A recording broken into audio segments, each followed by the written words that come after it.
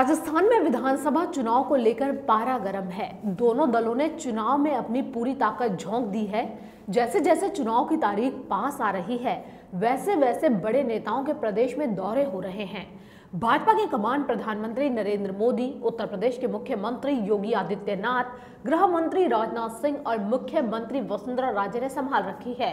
वहीं प्रधानमंत्री नरेंद्र मोदी ने नागौर और भरतपुर में 2 चुनावी सभाओं को संबोधित किया। कांग्रेस की कमान पूर्व मुख्यमंत्री अशोक गहलोत और प्रदेश अध्यक्ष सचिन पायलट ने संभाल रखी है। पूर्व मुख्यमंत्री अशोक गहलोत ने आज अलवर के बानसूर, भरतपुर, करौली और चाकसू में प्रत्याशियों के समर्थन में जनसभा की। इस दौरान उन्होंने जनता से कांग्रेस के प्रत्याशियों के लिए वोट मांगे। चाकसू में जनसभा को संबोधित करते हुए गहलोत ने भाजपा सरकार पर जमकर निशाना साधा। इस दौरान अशोक गहलोत बेहद आक्रामक नजर आए। आइए आपको सुनाते हैं क्या कुछ कहा अशोक गहलोत ने। मुझे बहुत खुशी है कि आज मैं चाकसू में आपके दर्शन करने का सौभाग्य मिला। आपके यहाँ से राहुल गांधी जी ने सोच समझ करके हमारे युवा नेता वेद प्रकाश सोलंकी को उम्मीदवार घोषित किया है। इस उम्मीद के साथ में कि आप लोग इस बार कोई कसर नहीं छोड़ेंगे, आप उनको बहुत भारी बहुमत से जिताएंगे। और हम सब ये कहने आए हैं आपको कि आप निश्चिंत रहो, ये काम होने के बाद में आपका आशीर्वाद मिलेगा। ये जीतेंगे, जीतने के बाद में लगातार आपके बीच में आते जाते रहेंगे, आपके सुख दुख में भागीदार बनेंगे। और चाकसू क्षेत्र का विकास कैसे हो तेज गति से, उस पर कोई कसर नहीं छोड़ेंगे। ये संघर्षशील व्यक्तित्व के धनी है, लंबे अरसे से ये सेवा कर रहे हैं आपकी भी, पहले कामयाब नहीं हो पाए एक बार, और इनकी हमेशा रुचि रहती है समाज सेवा करने की। ये बल्कि मेरे जन्म दिवस पे भी 4 नौजवानों का रक्तदान करवाते जो गरीबों के काम आता है, इस प्रकार के व्यक्ति हैं। और ऐसे व्यक्ति को जब टिकट मिलता है तो नौजवानों को खुशी होती है, सामाजिक कार्यकर्ताओं को खुशी होती है, राजनीतिक कार्यकर्ताओं के साथ साथ। मैं आपसे अपील करूंगा कि इस बार कोई कसर नहीं छोड़े। मैं लगातार दौरे कर रहा हूं पिछले 6 दिन से, बांसवाड़ा, डूंगरपुर, उदयपुर, चित्तौड़, भीलवाड़ा, अजमेर, बाड़मेर, जालोर, पाली, कल मैं कोटपुतली में था और बानसूर में था। मैं दौसा गया कल, अभी करौली से मैं सीधा आया हूं। जहां जा रहे हैं सब जगह एक सा माहौल है। आपके आशीर्वाद से कांग्रेस बहुत भारी बहुमत जीतने जा रही है। और उसका कारण भी है तो वसुंधरा जी जो मुख्यमंत्री है, उसने जो उपेक्षा की राजस्थान की, 163 सीटें मिलना किसे कहते हैं। आपने मुझे दी थी एक बार 20 साल पहले, 156 सीटें दी थी मुझे आपने। उस तो हमने कोई कसर नहीं छोड़ी थी काम करने में। 4-3 अकाल पड़ गए थे लगातार, याद करें। काम के पहले अनाज योजना चालू करी, घर घर में गौ पहुंच गया, निजी काम खोलो, अकाल के, सूखे के, गायों का प्रबंधन, पीने के पानी का भी और चारे का भी। उस पर नरेगा नहीं था, तब भी हमें कमी नहीं आने दी थी। पूरे राजस्थान के घर घर में गौ पहुंच गया, गांव के अंदर। उस पर वसुंधरा जी कहती थी कि यहाँ का मुख्यमंत्री अशोक गहलोत तो, क्योंकि वाजपेयी की सरकार थी, अटल बिहारी वाजपेयी की सरकार थी, कि दिल्ली की सड़कों पर गेहूं की भीख मांगता और फिर रहा है। मैंने कहा कि वसुंधरा जी, अगर मेरे प्रदेश की जनता की भूख मिलती है गेहूं से, मुझे शर्म नहीं आएगी भीख मांगने में, मेरे घर में शुरू करूंगा मैं। इसी प्रकार वो कहती थी लोग भूख से मरेंगे। मैंने कहा कि जवान मत निकालो, मेरे मुख्यमंत्री काल में मैंने ऐसा प्रबंधन कर दिया शानदार, गांव गांव में गेहूं की बोरियां रखवा दी है, पाबंद कर दिया ग्राम सेवक को, पटवारी को, तमाम मुलाजिम को, कि घर में गांव में कोई संकोच में गेहूं नहीं मांगे, गेहूं पहुंच जाना चाहिए चुपचाप। तो मैंने कहा कि भूख से मरने की बात छोड़ो, मेरे मुख्यमंत्री काल में एक आदमी भूखा नहीं सोने दूंगा राजस्थान में, और उन्हें करके दिखाया। अभी जो राज चल रहा है ऐसा मैंने कभी देखा नहीं, जिस रूप में भारी बहुमत के बावजूद भी लापरवाही मुख्यमंत्री जी खाली दिल्ली और धौलपुर महल के चक्कर लगाते रहे, पता नहीं वो क्या हो गया। और तमाम हमारी स्कीमों को कमजोर कर दिया, दवाई की हो या हो पेंशन की हो, सोच समझ के उन्हें स्कीम बनाई थी उस वक्त में, एक एक स्कीम सोच समझ बनाई थी। तो भाई पेंशन मिले बूढ़े लोगों को, बुजुर्गों को, दादा दादी को, उनका मान सम्मान घर पे भी होता है, बच्चे भी पोते पोती देखभाल करती है, दादा का ध्यान रखो भाई कल इनाम मिलेगा मुझे। और घर में कोई बहन समासी आती है, दोस्ती आ गई, दोस्ता आ गया, बच्चा आ गया, बेटी आ गई ससुराल से, 50 का नोट देना है तो चुपचाप दे दो उसको, बहुओं से मांगना नहीं पड़े। इस प्रकार हमने ध्यान रखा हर चीज का, जिसकी मान सम्मान के साथ में बूढ़े लोग अपना गुजारा कर सके।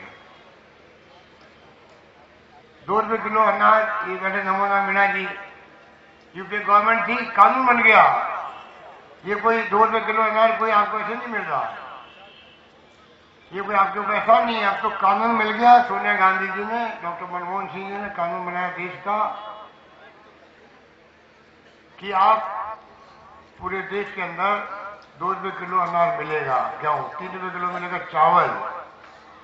दुर्भाग्य की संख्या बदल गई तो वसुंधरा जी ने संख्या काट दी, अलग बात थी, पर जो संख्या रखी उसमें 25 लाख परिवारों को आज गेहूं नहीं मिल रहा है, क्योंकि पोस्ट मशीनें जो है वो काम करती नहीं है, अंगूठा घिस जाता मजदूरी में, अंगूठा मिलान नहीं होता है तो गेहूं नहीं उठा पा रहे वो लोग।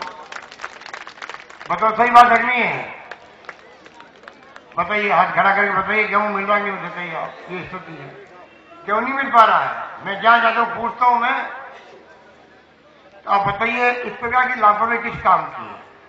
और तो और बड़ी बड़ी योजनाएं, रिफाइनरी की, पचपदरा बाड़मेर, टोंक में और करौली में रेलगाड़ी आने वाली थी, इन्होंने मुझसे लड़के लिया टोंक के लिए, रेलवे अजमेर से टोंक तक, आगे दोनों तरफ माधोपुर की तरफ, चौथ का बड़ौदा था, चौथ का बड़ौदा था, बताइए आप क्या नहीं किया हमने।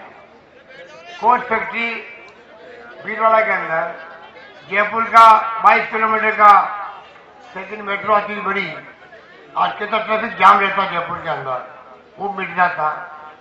आदिवासी रहते बाहर डूंगरपुर में, रेलगाड़ी वहां आनी थी, तमाम काम बंद करने का तुक क्या था। मैं पूछना चाहता हूँ इस मंच से वसुंधरा जी को, इसका जवाब दे। इस प्रकार से उन्होंने जो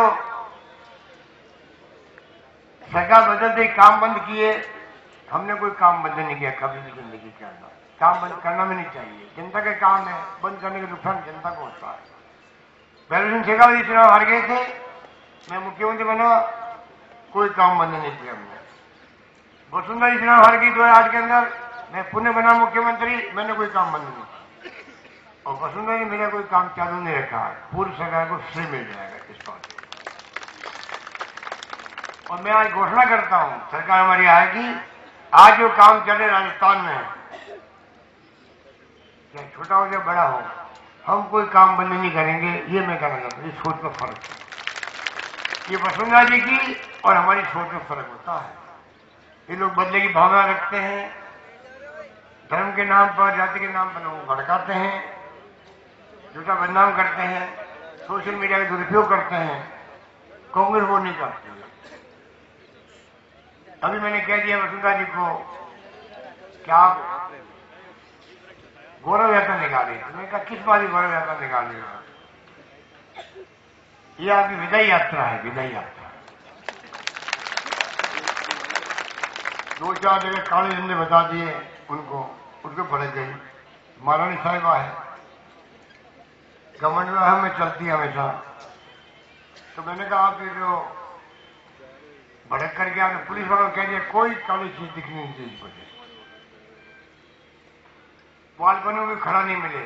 मैंने कहा वसुंधरा जी बच्चा पैदा होता है तो माँ उसके काला टीका लगाती है, नजर नहीं लग जाए। तो क्या फर्क पड़ गया? हम तो राजनीति में हैं, कभी जिंदाबाद होती है, कभी मुर्दाबाद होती है, कभी काले झंडे देख लेते हैं, कभी पुतले डाल लेते हैं। ये लोकतंत्र में और क्या करें? कोई आप लड़ाई कर सकते हैं मंत्री से, मुख्यमंत्री से। ये तरीका होता है कि हम विरोध प्रकट करना चाहते हैं, हमारे गांव की पानी नहीं है, बिजली नहीं है, बलात्कार हो गया, कार्रवाई पुलिस नहीं कर रही है, सब क्या गुस्सा प्रकट करते हैं इस प्रकार से। उस पर बढ़ने का काम क्या होगा? संदेश करो बुला करके, प्यार से बात करो, उनकी समस्या सुनो। और सुने कैसे? 10 साल मुख्यमंत्री रही है, 10 साल में कभी भी, एक आधी बार मैं नहीं कह सकता, कभी भी सेक्रेटरी में नहीं रुकी मुख्यमंत्री। आप मुझे बता दीजिए, बैठे हुए लोग हो, 70 साल में मुख्यमंत्री का पता कौन सा होता है जो दौरे में आता? तो या तो होता डाक बंगलो, जिला होता तो सेक्रेटरी होता। ये पता है परमानेंट। कोई गांव का आदमी रवाना होगा, भाई मैं मंत्री मिलने जा रहा हूं, कहाँ जाएगा भाई? मालूम उसको डाक बंगलो मिलेंगे, सेक्रेटरी से मिलेंगे। ये मुख्यमंत्री, पहली मुख्यमंत्री देश के अंदर आज तक कभी भी सेक्रेटरी में निवास, वहां पर रात्रि विश्राम नहीं किया। बताइए आप। तो जनता कहाँ जाके मिले? होटलों में तो एंट्री नहीं होती है, राजा महाराज महलों में रुकती है, वहां कोई जा नहीं सकता है, तो कहाँ मिलेंगे? बता दीजिए। तो मैंने कहा अगर आप कल परसों, मैंने फोटो देख ली उनकी, अमित शाह जी के सामने आज झुके प्रणाम कर रही है। तो मैंने कहा वसुंधरा जी, 5 साल तक तो नरेंद्र मोदी जी, अमित शाह आपके बीच में झगड़े रहे, बोलचाल नहीं रही, अब आगे तक झुके प्रणाम कर रही हो, कोई बात नहीं, आपकी मर्जी है। परंतु 2 बातें हैं। एक तो आप जो है प्रणाम जी को कर रही हो, यही प्रणाम अगर आप लोग बैठो, ये माई बाप हो लोकतंत्र के अंदर। आप चाहते हो तो चुनाव जीतता है, वही नहीं तो घर बैठता है। ये जनता ने आपको 163 सीटें दी थी, अगर आप जनता के सामने उनके काम करती, उनके मिलती जुलती, सुख दुख में साथी बनती, विकास के काम करती, इसका मतलब आप जनता के सामने झुकती। अगर जो माई बाप है हमारे लोकतंत्र में, आज लोगों में गुस्सा नहीं होता आपके प्रति, गुस्सा नहीं होता, पर क्योंकि आपने जनता की परवाह कभी नहीं करी, अब अमित शाह को पटाने के लिए आप उनकी परवाह कर रहे हो। पटाने, अब मैंने पटाने कह दिया, नहीं कहता मैं दोस्त को पटाओ यार, नाराज हो गया, ये कोई गलत बात है क्या? उन्होंने लिखा, उसने ट्वीट किया, अशोक गहलोत महिला के मान सम्मान रक्षा नहीं करते। अरे भाई, पटाना बुरा शब्द है क्या? मुझे बता दीजिए। बड़े प्यार से कहते भाई देखो इसको पटाना यार, नाराज हो गया दोस्त, ये क्या हो गया? तो ये स्थिति है। मैंने कहा मैं ये वसुंधरा जी सिद्ध कर दे कि मैंने गलत बोला तो मैं माफी मांगूंगा और अपने शब्द वापस ले लूंगा, और मैं क्या कर सकता हूं। ये स्थिति है।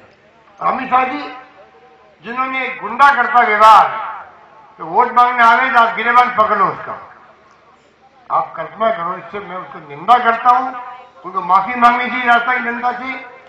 अगर आप राष्ट्रीय पार्टी के अध्यक्ष हो, जो सत्तावन पार्टी बीजेपी के राष्ट्रीय अध्यक्ष हो, सत्ता आपकी राजस्थान में भी है, दिल्ली में भी है, क्या जो गुंडे बोलते हैं गली मोहल्ले के कि इसको क्या कर दो, गिरेबान पकड़ लो, ये अच्छी बात, गिरेबान पकड़ लो, ये कहा जाता है क्या? अगर आप भड़काओगे लोगों को, आप गिरेबान पकड़ लो कांग्रेस वालों के, तो एक दूसरे गिरेबान पकड़ेंगे तो क्या रहेगा? बता दीजिए। तो कानून का राज रहेगा? कभी कोई कह सकता है ऐसी बात? उन्होंने कही है। प्रदेश कांग्रेस कमेटी के माध्यम से हमने शिकायत दर्ज करवाई है इलेक्शन कमीशन के अंदर, इनके खिलाफ कार्रवाई करो, कोई कार्रवाई नहीं हो रही अभी तक। ये सब कैसे निकल गए कि आप गिरेबान पकड़ लो? अफसोस की बात है कि ये इनकी सोच है, जो फासिस्ट की सोच है। लोकतंत्र में ऐसा कोई नहीं बोल सकता है। लोकतंत्र में तो सबकी सहन करना पड़ता है, आलोचना को भी सहन करना पड़ता है, अपने विरोधी का भी दिल जीतना पड़ता है। दुर्भाग्य से प्रधानमंत्री और मुख्यमंत्री जब मुख्यमंत्री बनते हैं तो वो सबका होता है, खाली एक पार्टी का मुख्यमंत्री नहीं रहता है।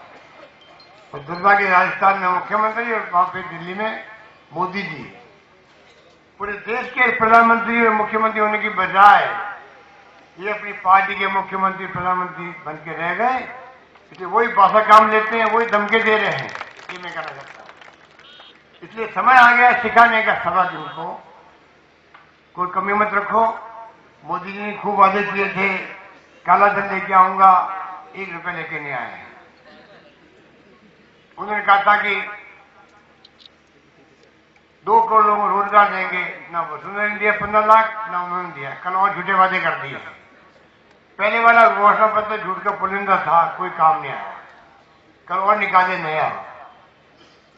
तो आप सोच सकते हो कि इस प्रकार से इनकी कथनी व करनी में अंतर है, नीति व नियत एक नहीं है। आपको मैं अपील करूंगा, आज किसान दुखी देश के अंदर, दाम मिलते नहीं हुए पूरे, न्यूनतम समर्थन मूल्य घोषित होता है, कांटे लगते नहीं है, तुलता नहीं है उत्पाद, और तुलता है तो पैसे साल भर तक मिलते नहीं है। हमने किसानों की इतनी स्कीम लेके आए थे, हम लोग कोई सोच नहीं सकता। 2 रुपए किलो हमने दूध के दे दिए बोनस के रूप में प्रति लीटर, 150 रुपए दे दिए हमने गेहूं में प्रति क्विंटल।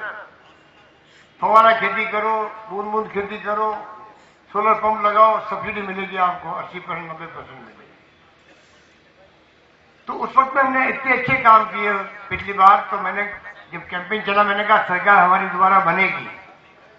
मैंने भी कहा था, मुझे विश्वास है बनेगी। मुझे पता नहीं था मोदी जी ने असत्य बोल के ऐसा माहौल बना दिया सोशल मीडिया में भी कि जैसे कोई आकाश के ताले तोड़ के ले आएंगे मोदी जी जमीन पर, ऐसा माहौल बना दिया। और हमने कहा सरकार हमारी बनेगी। फिर मैंने कहा अगर सरकार नहीं बनी हमारी तो आने वाली सरकार काम भी नहीं करेगी। वही हुआ, सरकार आ गई, काम किए नहीं, और काम की नीयत थी भी नहीं मुख्यमंत्री, क्योंकि वसुंधरा जी ने मेरी बात सुन ली मीटिंगों। इसलिए जब एमएलए गए उनके पास कहने के लिए 4-6 महीने बाद में, मैडम कोई काम कर नहीं पा रहे, गांव में जाके क्या जवाब देंगे, गांव वाले घुसने नहीं देंगे हम लोगों को। पता हमने क्या जवाब दिया? वसुंधरा जी ने जवाब दिया कि आपको पता मेरे सामने कौन रहता है? शायद आपको मालूम होगा, मेरा मकान और उनका मकान सिविल लाइन आगे सामने है। उन्होंने कहा पता है सामने कौन रहता है?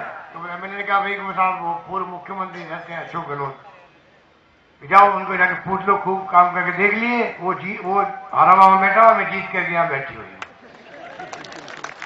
ये सोच थी शुरू में, तो ये सोच थी, आप सोच सकते हो कि वो काम कैसे कर, काम करने की तो वैल्यू रखी नहीं उन्होंने, और इसलिए काम किए नहीं। 5 साल निकाल दिए घूम घूम करके, और स्थिति बनी राजस्थान में। आज व्यक्तिगत रूप से वसुंधरा जी के खिलाफ में बहुत भयंकर माहौल है प्रदेश के अंदर।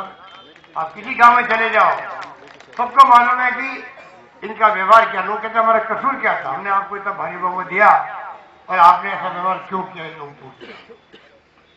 इसलिए मैं इतना कहना चाहूंगा, मोदी जी हो या वसुंधरा जी हो, मोदी जी भी बोलते हो असत्य बोलते हैं। प्रधानमंत्री को कभी असत्य नहीं बोलना चाहिए। प्रधानमंत्री के बोलने का मतलब ये कानून बन गया, ये होना चाहिए। प्रधानमंत्री बोलने का मतलब है कि लोगों की लकीर है ये।